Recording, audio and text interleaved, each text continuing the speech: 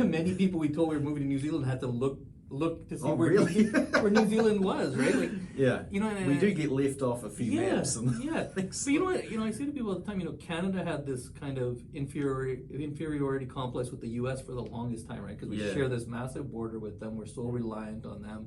You know, our politics and economies are intertwined because of oil and gas and many other things. You know, but slowly we're separating away from that and looking at other markets and growing with other markets and developing relationships with other markets. So, you know, when I was in packaged goods, you know, we used to use Australia as more of our benchmark than Canada, because Canada, I mean, it's like 10 times population size, 10 times the size.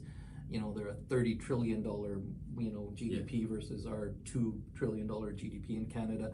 Right, so you know, but Australia was much more comparable. You know, similar. You know, another huge country with a small population, just similar to Canada, right?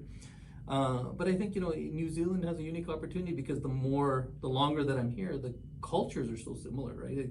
Much more similar than even Australia. And, you know, I tell my friends in Canada, if I dropped them here, blindfolded them, dropped them into a mall in Auckland, it would take them a while to realize they weren't in Canada. People dress the same.